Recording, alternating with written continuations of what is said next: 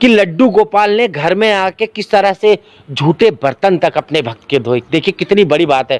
कहते हैं भगवान श्री कृष्ण जो है पूरे ब्रह्मांड के स्वामी है, ऐसा कोई तत्व नहीं जो उनसे अलग हो। लेकिन रोहितेश्वर जी की भक्ति ले लीजिए और इनका उनके प्रति लगाव ले लीजिए कि इनकी मुसीबत को देखते हुए इतनी बड़ी इनके साथ में उन्होंने लीला रच दी। दरअसल वो क्या थी लीला? राधे राधे, आपका स्वागत करता हूं। राधे राधे जी। मैं रोहितेश्वर महाराज जी। मैं मेरठ में श्री हरि दरबार लगाता हूँ जी। और वहाँ सभी भक्तों की समस्याओं का निदान के लिए हम करते हैं दरबार हर रविवार। जी। हम यात्रा निकालते हैं हर साल और ये नवंबर में देव उठनी एकादशी से और कार्तिक पूर्णिमा तक ये यात्रा रहती है। 31 गांव में ये जाती हैं। 31 गांव में ये जाती हैं, लगातार ये यात्रा रहती है। तो 2021 में जब मैंने यात्रा निकाली जी, तो यात्रा का समापन के बाद हमें भंडारा करना था, तो बीच में 10-11 दिन का कीर्तन था, सत्संग था। तो उसका आयोजन हमने एक भवन में किया हुआ था, तो वहाँ ठाकुर जी हमने विराजमान किए अपने जी। तो चूँकि सब कृष्ण भक्त जानते हैं, सब लड्डू गोपाल प्रेमी जानते हैं कि ठाकुर जी की सेवा है, प्रसाद भोग सब लगता है जी। तो अब जो हमें भंडारा करना था जी, वो सत्संग और कीर्तन हमारा मेरठ में था, भंडारा हमें हस्तिनापुर में करना था। अच्छा। तो उसकी तैयारी के लिए मुझे जाना था जी। तो मैंने ठाकुर जी को सुबह प्रसाद का भोग लगाया भोजन जी, और फिर उसको प्रसाद पाके जी, और वो बर्तन ऐसे झूठे थे, मैं उन्हें छोड़ के चला गया। और भी सामान फैला हुआ था जी, तो मैं छोड़ के उन्हें चला गया जी। और एक ही चाबी थी जी भवन की, वो मेरे पास थी, मैं अपने साथ लेके गया। पूरे भवन में कोई नहीं था, मैं ताला लगा के चला गया। तो जब मैं वहाँ से आया, अच्छा इस दौरान मैं बड़ा चिंतित था जी। मैंने कि या तो मैं चाबी किसी को दे जाता जी, तो वहाँ वो साफ सफाई हो जाती, बर्तन बन जाते। ठाकुर जी के पास बर्तन पड़े हैं जी, और झूठे पड़े हैं जी उनके भवन में। तो मैं बड़ा विचलित था जी, और अपने आप को कोस रहा था कि यार ये और 10 मिनट लेट चला जाता, 1 घंटा लेट चला जाता जी। तो लेकिन ये कम से कम वहाँ साफ सफाई होती, क्योंकि हम भी अगर प्रसाद पा रहे हैं तो झूठे बर्तन आसपास नहीं होने चाहिए। तो मुझे भी ये था। तो जब मैं वहाँ से आया तो आप यकीन मानिए, जैसे ही मैंने दरवाज़ा खोला, अच्छा साउथ फेसिंग वो मकान था जी, तो लगभग 3:30-4 बजे का समय था। तो सूरज साउथ की तरफ ही था, उसकी रोशनी, और सामने एक अलमारी है। तो मैंने जैसे गेट खोले, उस अलमारी में वो बर्तन बिल्कुल मंझे हुए, अच्छा चांदी की सी चमक उनमें थी, इतने मंझे हुए कि आज तक मतलब वो इतने मैंने कभी साफ बर्तन नहीं देखे जी। मैंने जैसे गेट खोला, वो चमक मेरे फेस पे पड़ी, तो मैं अचंभित हो गया। और चाबी भी एक ही थी? चाबी भी एक ही थी। मैं शॉक्ड हो गया, मेरा इतना मतलब मेरे रोंगटे खड़े हो गए। मैंने कि ये हुआ कैसे? अच्छा, चूंकि भक्त जब तक प्रमाणित ना कर ले सब घटनाओं को, और ईश्वर को भी जब तक प्रमाणित ना कर ले, तो यकीन नहीं होता। क्योंकि भगवान अगर दर्शन देते हैं तो भक्त बार बार ठोक बजा के पूछता है कि भगवान ही हो क्या, आप भगवान ही हो जी। तो आप ये जान सकते हो कि भक्त जब तक प्रमाणित ना कर ले चीजों को, तो मानता नहीं। मैंने घर पता किया, मैंने कभी कोई दीवार विवार फांद के आ गया और मेरा मन नहीं माना, तो ऐसा कुछ नहीं हुआ। मैंने आस पड़ोस में पता किया, तो ऐसा कुछ नहीं हुआ। मुझे यकीन हो गया कि मेरे ठाकुर जी ने मुझे बस ये बताने के लिए, क्योंकि चूंकि मैं बचपन से ही भगवान की भक्ति में, प्रभु के चरणों में जी, तो ये दिखाने के लिए कि अब मैं तेरे साथ हूँ। और ये मेरे जीवन का पहला चमत्कार था। अच्छा। बहुत पहला चमत्कार। हालांकि इससे पहले जो चमत्कार हुए हैं शायद उनकी तरफ मेरा ध्यान ना गया हो, लेकिन ये मेरे जीवन का बिल्कुल वास्तविक चमत्कार था। मैं इसको ज्यादा किसी से बताता भी नहीं जी। मेरे अंदर इस घटना को लेके, इसके बाद भगवान की भक्ति और भगवान के प्रति आस्था, श्री कृष्ण जी के प्रति प्रेम इतना बढ़ गया कि मैंने पूरा अभी तक आने वाला जीवन भी बस ठाकुर भक्ति में ही समर्पित कर दिया है जी। और मैं दरबार में भी भगवान के प्रति, राधे राधे नाम के प्रति ही लोगों को प्रेरित करता हूँ। और ये मेरा ऐसा अनुभव है जी कि जब भी मैं इसको बताता हूँ तो मेरे रोम रोम में वो रोमांच आ जाता होगा। तो आप किस तरह से लड्डू गोपाल की सेवा करते हैं? लोगों ने आपका भी शुरुआत में आपका भी देखा था, मजाक उड़ाया होगा कि देखो पागल सा हो गया है, एकदम भक्ति भक्ति भक्ति, हर टाइम भक्ति करता रहता है। लोगों का काम है कहना, उन्होंने कहा होगा आपको भी। देखिए, एक मैं आपको घटना बताता हूँ। जब व्यास जी माँ सरस्वती के तट पर जी, और गणेश जी लिखने वाले थे, व्यास जी उन मंत्रों की उत्पत्ति करने वाले थे जी। तो जब श्रीमद् भागवत वहाँ लिख रहे थे जी, तो माँ सरस्वती शोर कर रही थी जी। या यूँ कह लो, और पुराणों को जब वो लिख रहे थे तो माँ सरस्वती शोर कर रही थी, तो गणेश जी ने उन माँ सरस्वती को शांत किया। शांत करने के बाद में वो पूरा ग्रंथ लिखा है। इसका क्या मतलब है? ये संदेश हमें देता है कि जब तक माँ सरस्वती मतलब विद्या और हमारे जीवन में विद्या की उपयोगिता है जी, लेकिन इसका संदेश ये है कि जब तक आप अपना जी, ज्ञान, अपनी विद्या को शांत नहीं करोगे, जी, किसी नए चीज का आविष्कार आप नहीं कर सकते। जब तक आप उस ध्यान में नहीं जाओगे, क्योंकि ध्यान अगर विचलित हो रहा है, विद्या से भी अगर विचलित हो रहा है, तो भी उस ध्यान को शांत, उस विद्या को शांत करना होगा जी, निर्विचार बैठना पड़ेगा, तभी तो आप नहीं, और बिल्कुल एकांत में और एकाग्रता में रहना पड़ेगा। और यही हमारे जीवन में है। लोग मुझे पागल कहे चाहे कुछ भी कहे, मेरा एकाग्रता सिर्फ ठाकुर से है, मेरा ध्यान सिर्फ उनसे है। पागल कह रहा है कहने दो, मैं कभी उस ओर ध्यान नहीं देता। अगर मैंने जो मुझे पागल कह रहे हैं, जो मुझे गलत कह रहे हैं, जो मुझे कुछ भी कह रहे हैं, मेरी बुराई कर रहे हैं, अगर मेरा उस ओर ध्यान है तो फिर मेरा मेरे ठाकुर के प्रति ध्यान ही नहीं है। भाई ईश्वर का ध्यान मैं जब भी तो कर पाऊंगा जब मेरा कहीं और ध्यान नहीं है। इसलिए मेरे पास आने वाले लोगों को मैं कभी, वो मेरे से पूछते हैं कि लहसुन प्याज खाने चाहिए नहीं खाने चाहिए, ये करना चाहिए नहीं करना चाहिए। मैंने कहा अगर आपका ईश्वर ध्यान है, क्या करना चाहिए क्या नहीं करना चाहिए, तो आप कभी ईश्वर की प्राप्ति कर ही नहीं सकते। बिल्कुल, क्योंकि ध्यान से ईश्वर की प्राप्ति है और ध्यान आपका संसाधनों पे है। तो संसाधनों पे ध्यान ना अगर आप दोगे, ईश्वर पे ही अगर आप दोगे, तो आपको पता ही नहीं होगा, आप इस शरीर से उठ के भक्ति में लगोगे। यकीन मानिए कि मैं आपके पास तो हूँ, बिल्कुल, लेकिन जो बोल रहा है वो अलग है और जो खड़ा है वो अलग है। वो अलग है। जो बोल रहा है वो ईश्वरीय तत्व है जी, और जो खड़ा है वो मट्टी है, वो कपड़ा है। जी, वो पंचतत्व में विलीन जैसे आया है वैसे ही हो जाना है, उसकी राख बन जानी है। जी, वो पंचतत्व में विलीन हो जाना है। तो इधर उधर ना ध्यान देके, मुझे भी बहुत लोगों ने पागल किया, तो ठीक है, जिसको कहना है वो कहो, मैं अपना भक्ति में हूँ और सभी को ही भक्ति करनी चाहिए। अच्छा, ठाकुर जी ही देवी देवताओं में कैसे मात्र महाशक्तिशाली देवता हैं जो कि नित्य नित्य लीलाएं अपने भक्तों को चमत्कारिक रूप से दिखाते रहते हैं। तो लड्डू गोपाल इस वक्त हिंदुस्तान में 100 में से 90% घरों में लड्डू गोपाल स्थापित हैं। तो इस दौरान जैसा आपने कहा कि लड्डू गोपाल जी को पार्टी या शादी में अगर आप ले जाते हैं तो आप अवॉइड भी कर सकते हैं इसको, आप नहीं अगर ले जाते बिल्कुल तो अवॉइड करिए। इसलिए कीजिए क्योंकि शादी ब्याहों में आप देखिए, पहले जो शादी ब्याह का जो आयोजन था वो वेदांतिक आयोजन था, वेद शास्त्रों पे वो आधारित आयोजन था। देखिए श्री कृष्ण जी और राधा जी का भांडेर वन में विवाह हुआ, तो वहाँ शोर शराबे से बैंड बाजी से थोड़ी नहीं हुआ जी, वो सैद्धांतिक हुआ, वेदांतिक हुआ। और बड़े बड़े राजा महाराजाओं का और श्री राम जी का भी और सभी का जो विवाह हुआ है, वो आप अगर उनके बारे में पता करोगे वो शास्त्रों की विधियों से हुआ है। वो ऐसे नहीं हुआ कि आप बाजे बजा रहे हो। ठीक है, होते थे, महादेव की बारात एक अलग कथा है, वो चीज़ें होती थी, लेकिन वो वैवाहिक जो हम भोजन होता था वो प्रसाद होता था। आप जो शादी ब्याह में जो भोजन है वो तामसिक भोजन है, उसमें लहसुन प्याज पड़ा हुआ है। झूठा लोग टेबल पे रखते हैं, खाते हैं, उसी टेबल पे लड्डू गोपाल को आप रखते हैं। एक तरफ तो आप एक बहुत घर का बहुत शुद्ध स्थान, बहुत पवित्र स्थान, उसमें एक अच्छा सा मंदिर का निर्माण करके आप अपने भगवान को वहाँ स्थापित कर रहे हैं। बिल्कुल। और कहीं भी अगर भगवान को आप रख रहे हैं, गाड़ी की अगर सीट पे रख के जा रहे हैं तो पहले गंगा जल छिड़क रहे हैं, कहीं बैठा रहे हैं तो गंगा जल छिड़क रहे हैं, शुद्ध कर रहे हैं। लेकिन आप वहीं शादी ब्याह में जा रहे हैं तो टेबल पे रख रहे हैं, बिल्कुल ही रख दे रहे हैं, बिल्कुल किसी के हाथ में ऐसे ही पकड़ा दे रहे हैं। बिल्कुल। देखिए जो ज़्यादा भक्ति करते हैं ना, तो उनको हर किसी से टच होना चाहिए और ना ही अपने भगवान को कभी किसी से छुआना चाहिए और ना दिखाना चाहिए जी। क्योंकि श्री कृष्ण जी आकर्षण, एक कृष्ण का नाम आकर्षण। दुनिया के सबसे बड़े सम्मोहक, दुनिया के सबसे बड़े सम्मोहक सब कृष्ण है। इतने बड़े सम्मोहक। देखिए आप आइए एक बार वृंदावन, प्रेम हो जाएगा आपको जी।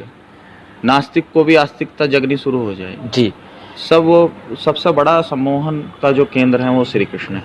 मैं दरबार में जब रहता हूँ तो फ़ोन से भी मैं जब समस्याएं बताता हूँ तो जी। बहुत गलत गलत फ़ोन मेरे पास आते हैं कि कोई कहता है कि वशीकरण करते हो आप, ये कर दो हमारे लिए, ये कर दो, तो मैं जी। उन्हें धमकाता हूँ क्योंकि हमेशा सात्विक पूजा करनी चाहिए। जी। और मैं उनसे कहता हूँ कि आप श्री कृष्ण का मंत्र जपिए, हुँ। आप श्री कृष्ण का नाम जपिए, आप राधे राधे जपिए। जितना आप श्री कृष्ण को जपना शुरू करोगे, आपसे लोग प्रेम करना शुरू कर देंगे। बिल्कुल। देखिए ये नाम एक ऐसा नाम है, मैं आपको बताऊँ, महाराज जी से सुन रहे थे, मैं जिस घर से आता हूँ उसकी जो पृष्ठभूमि है वो पूरी की पूरी एक पुलिस महकमा है पूरा का पूरा घर परिवार में। पिताजी है वो दिल्ली पुलिस से अधिकारी रिटायर हुए, उनके दोस्त थे एक अधिकारी है, तो उन्होंने पिताजी को पता नहीं क्या उन्होंने बताया कि भाई ये जो कृष्ण है लोग पागल हुए जा रहे हैं इसके पीछे, ना तो इसके जीवन का पता है कहाँ पर था, ना तो प्रमाणित है।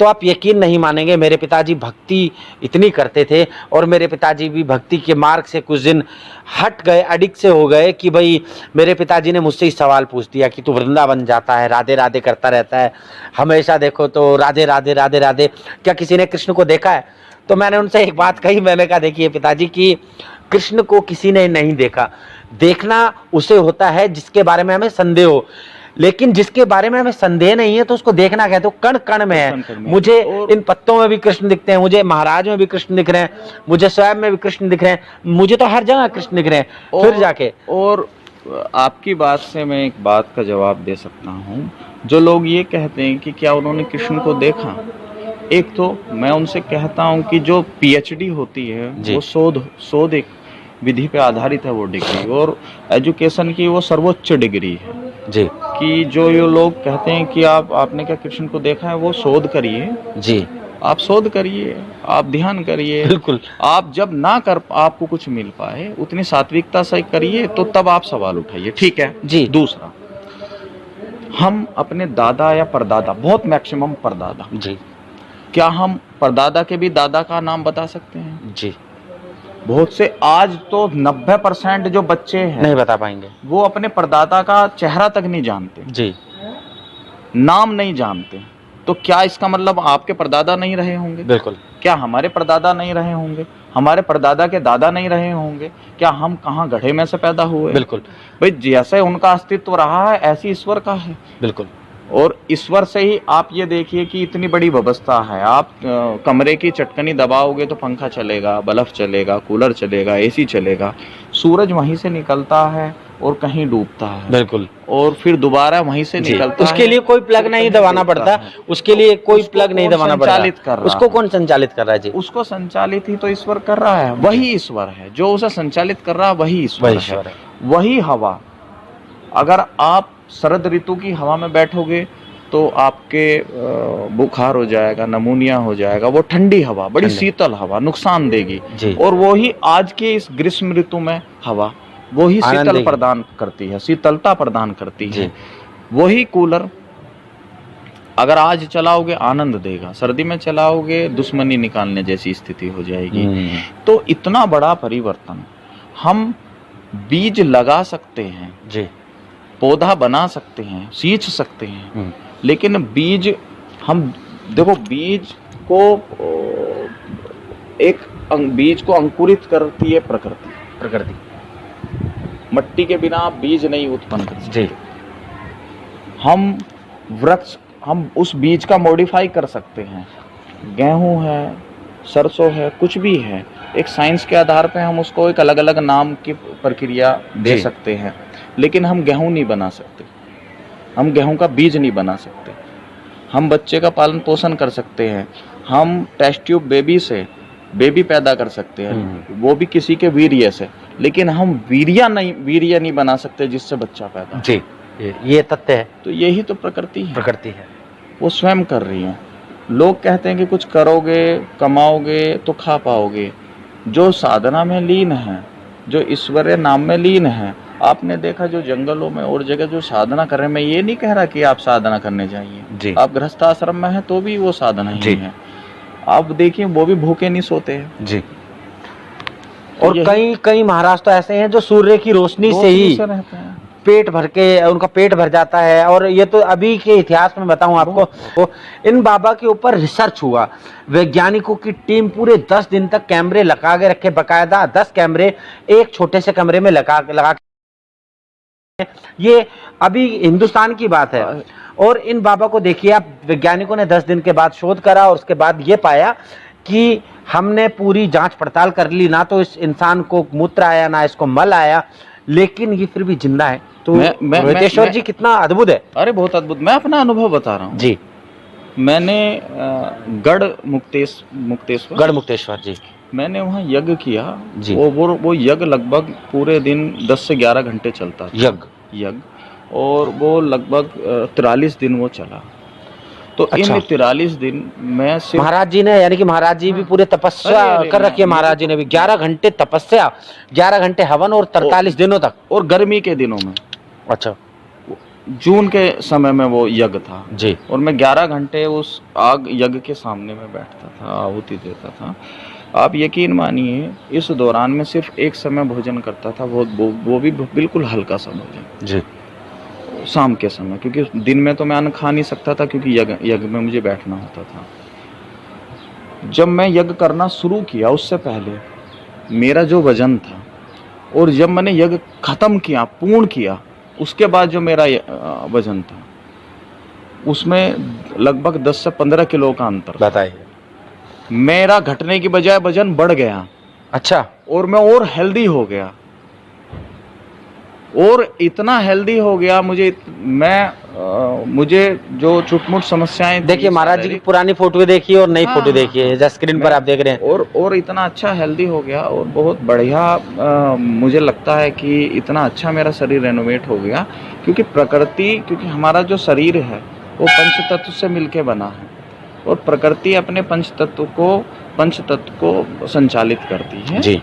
और आप बेशक आप ये कहे कि हम चला रहे हैं, अगर सूरज नहीं निकलेगा तो आप कमाने भी नहीं जाओगे। बिल्कुल। सूरज की अगर रोशनी नहीं होगी तो आप किसी को देख भी नहीं पाओगे। बिल्कुल। सूरज है, उसकी रोशनी है, ये वातावरण है, इसलिए आप कमा पा रहे हो, जा पा रहे हो, खड़े हो पा रहे हो जी। ये घमंड लोगों को छोड़ना चाहिए कि हम कुछ कर रहे हैं। करता भगवान, करते हो तुम ना, ये कहावत है, करते हो तुम कन्हैया, नाम मेरा हो रहा है, लेकिन एकदम उलट है। भगवान ही करने वाला है, भगवान ही देने वाला है। कोई मूर्खी है जो ये सोचता है कि मैं कर रहा हूँ, तो जब मैं आ जाती है तो वो चीजें ध्वस्त हो जाती हैं। सिर्फ मैं का ही खात्मा करने भगवान आते हैं। और जी, और महाराज जी की एक विशेषता आपको एक और बताऊं, लड्डू गोपाल चमत्कार तो करते ही करते हैं इनके जीवन में, लेकिन रोहितेश्वर महाराज भी चमत्कारिक हैं हमारे। वो ऐसे चमत्कारिक हैं, दरबार लगता है और अभी तक इनके दरबार का रिकॉर्ड है कि जो भी इनके दरबार में आई माता, जिसके पुत्र, जैसे कोई पुत्र प्राप्ति से आजकल परेशान है, ज़्यादातर समस्याएं, तो कहते हैं जब डॉक्टर भी अपनी कलम चलाना बंद कर दे कि अब मैं इलाज नहीं कर सकता, तो काम आती है दुआ, काम आता है भगवान का आशीर्वाद। तो रोहितेश्वर महाराज जी का मेरठ में एक भव्य दरबार लगता है, और उस दरबार में ऐसा मान्यता है कि जो भी आता है सच्चे मन से आता है तो उसकी मुराद पूरी होती है। जी, एड्रेस आप देख सकते हैं, नीचे आप चल रहा है, और किसी भी प्रकार का कोई पाखंडवाद नहीं है, कोई पैसा नहीं है आपको देना है। आपको सिर्फ ये देखना है जब आपका काम हो तो खुशी से, भले ही आप कुछ भी दें वो आपके ऊपर है, लेकिन शक्ति देखिए, पहले महसूस करें, उसके बाद में आप जाने। मैं तो कहता हूँ जी कि जब सब जगह लुटियाओ जी, और सब जगह आप अनुभव करिए तब मेरे पास आ जाओ जी। और मैं किसी पाखंड में ना मैं खुद हूँ ना मैं लोगों को बताता हूँ जी। ईश्वर ही करने वाला है, ईश्वर की ही ताकत है जी। राधे कृष्ण ही करते हैं, उनके अलावा कोई करने वाला नहीं है जी। तो बहुत लोग मेरे पास ऐसे भी आते हैं, हालांकि मैं नाम नहीं लूंगा उन महाराज जी का, अच्छा नहीं होता क्योंकि वो भी सनातन का काम कर रहे हैं। अब जैसे भी करे कम से कम सनातन का झंडा तो उठ रहा है जी। मैं कभी भी किसी महाराज की आलोचना नहीं करता जी। क्योंकि सनातन में हम, आप देखा दूसरे समुदाय कभी भी अपनों की आलोचना नहीं करते, हम ही करते हैं जी। मैं उस परंपरा को तोड़ना चाहता हूँ जी। 2-2, 3-3 लाख के हवन करने के बावजूद भी उन्हें लाभ नहीं मिलता, वो लोग मेरे पास आते हैं जी। तो मैं उनसे पूछता हूँ कि भाई आप जहाँ आपने ये सब चीज़ें की है, उनसे गुरु मंत्र भी लिया है, तो आप जाए उनसे कराए जो कुछ कराना है कि नहीं एक तो उनसे मिलना बहुत मुश्किल है, दूसरा कि हमने लाखों रुपए फूँक दिए हैं हवन में, इसमें आज तक भी हमें कोई लाभ नहीं मिला है। जी तो ऐसे लोग मेरे पास आ रहे हैं और वो बहुत खुश है, लगातार दरबार में आ रहे हैं। जी वो भी खुश है, मैं भी खुश हूँ कि मेरे राधे कृष्ण जी का चमत्कार चारों ओर फैलता जा रहा है। देखो, और गद्दी किनकी लगती है? गद्दी लगती है लड्डू गोपाल की, गद्दी लगती है साक्षात भगवान श्री कृष्ण की, जिनका इनके ऊपर ऐसा हाथ है कि झूठे बर्तन तक जो है मंदिर के लड्डू गोपाल ने आके। और बहुत एक चमत्कार मैं आपको बताऊं जी कि जब मैं एक स्थान चेंज कर रहा था ठाकुर जी का, जी। कि अब यहाँ के यहाँ से हम दूसरी जगह जाके रहेंगे, तो मेरे मन में ये संकोच था कि यार यहाँ हम हैं, सब है और भी सब लोग हैं, दूसरी जगह हम नई जगह जा रहे हैं, तो क्या कैसे अच्छे से संचालित हो पाएंगी चीज़ें, जी तो कैसे अच्छे से मैं मैनेज कर पाऊंगा जी। चीज़ों को।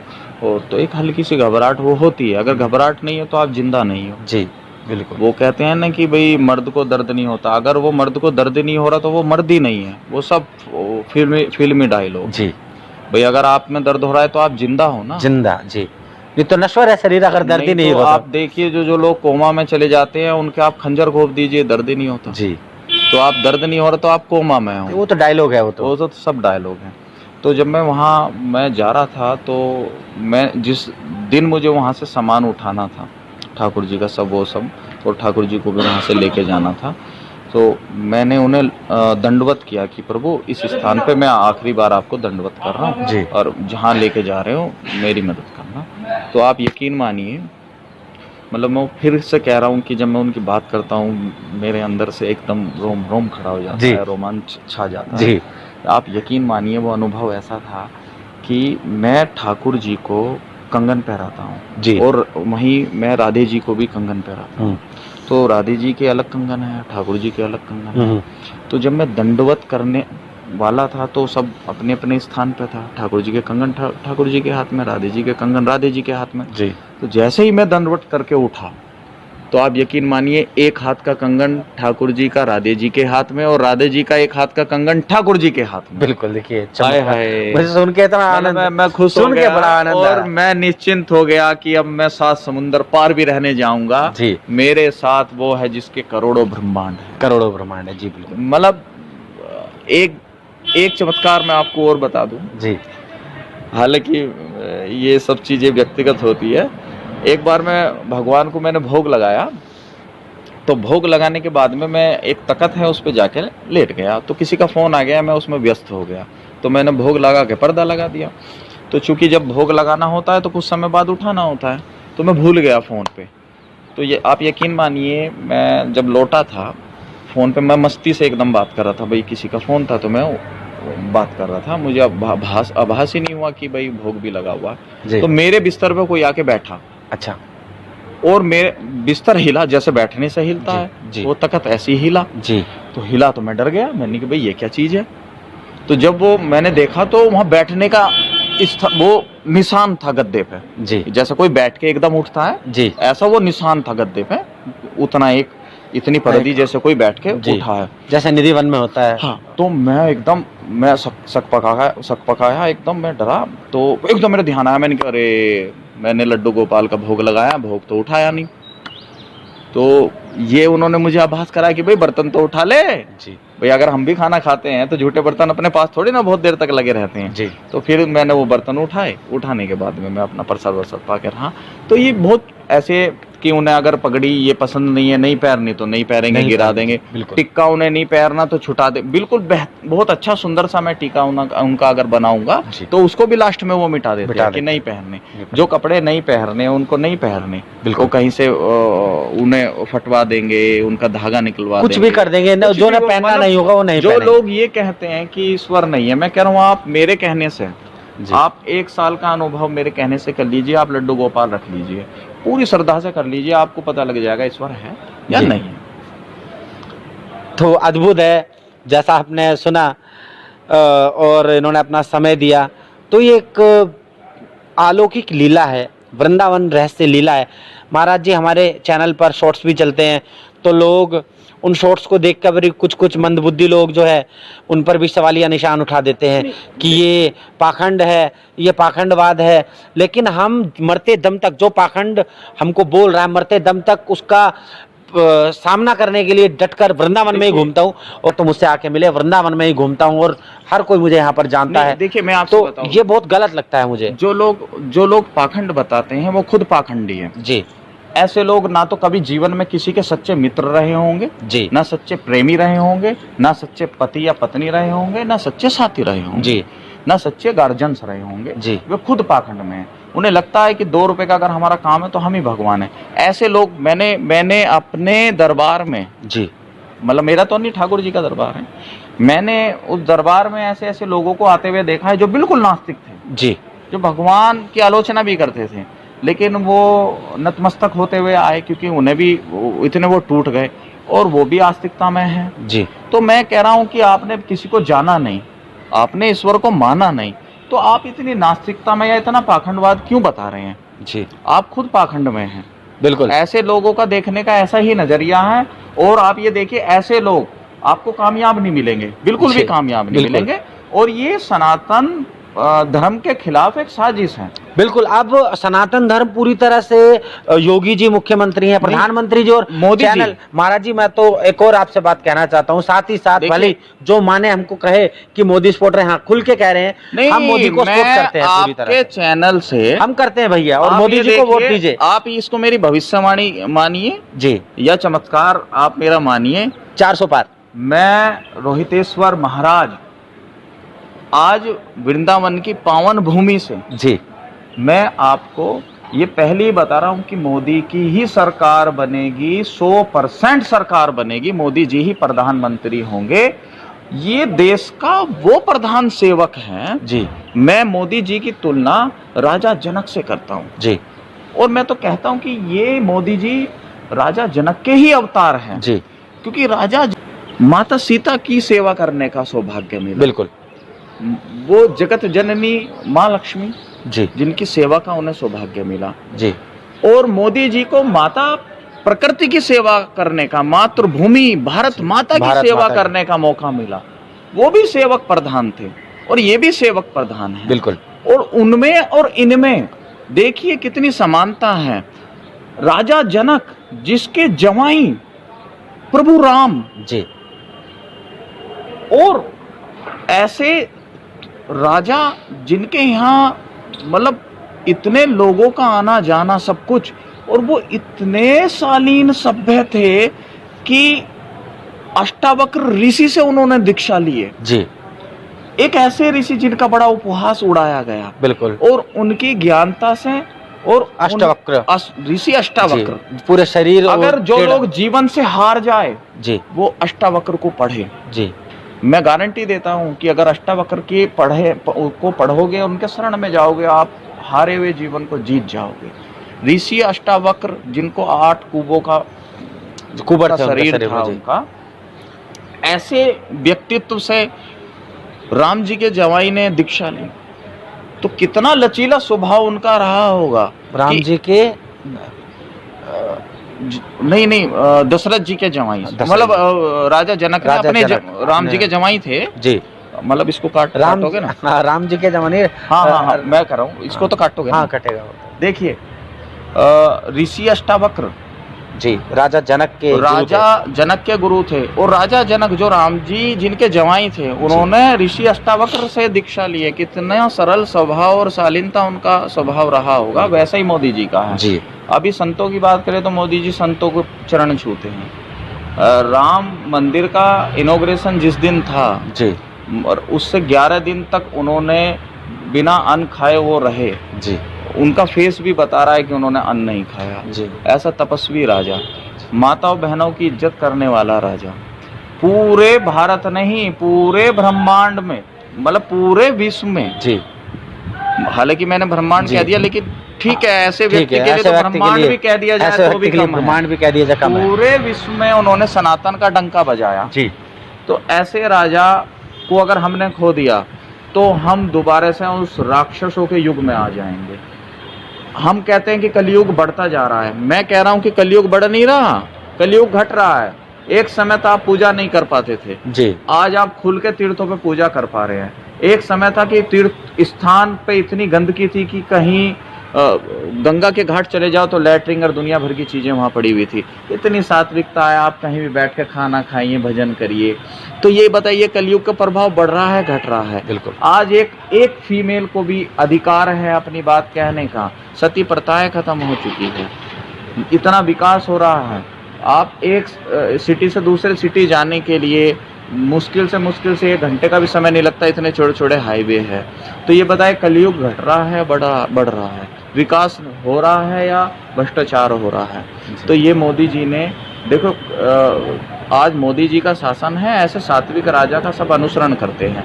राजा सनातनी है तो हम सब सनातनी हैं। बिल्कुल, राजा सनातनी है तो हम सब सनातनी है। तो दोस्तों इसी के साथ में मैं आप सभी के चरणों में नमन करता हूं। और रोहितेश्वर महाराज ने इतना समय दिया, अपना ज्ञान जो है आवंटित किया, आपको बांटा, तो इसके लिए भी मैं इनको तहे दिल से मैं इनको प्रणाम करता हूं। और इनके आश्रम पर भी चलेंगे, इनके आश्रम में दिखाएंगे आपको। और जी, मैं आपके चैनल के माध्यम से आप सभी लोगों से निवेदन करता हूं कि कभी आए मेरे दरबार। जी, श्री हरि दरबार, भगवती फार्म हाउस, गढ़ रोड, मेरठ। आप आए, शांति से बैठें, मुझसे मिले, अपनी समस्या बताएं। आप देखिए, आपको सुकून मिलेगा, मेरी गारंटी है, आप कुछ पाके जाओगे। जी, कुछ पाके जाएंगे। तो भरोसा करिए, और भरोसे पर ही दुनिया टिकी हुई है, और ज़्यादा दूर नहीं है। मेरठ, दिल्ली, यूपी हमारा। भरोसा करोगे, लूटने से बच जाओगे। जी, और ये भी कहते हैं लूट पीट कर जब थक जाओ तो ही आना, इससे पहले मत आना। तो इसी के साथ में दोस्तों प्रभु श्री चरणों में, राधे रानी के चरणों में हम नमन करते हैं। राधे राधे।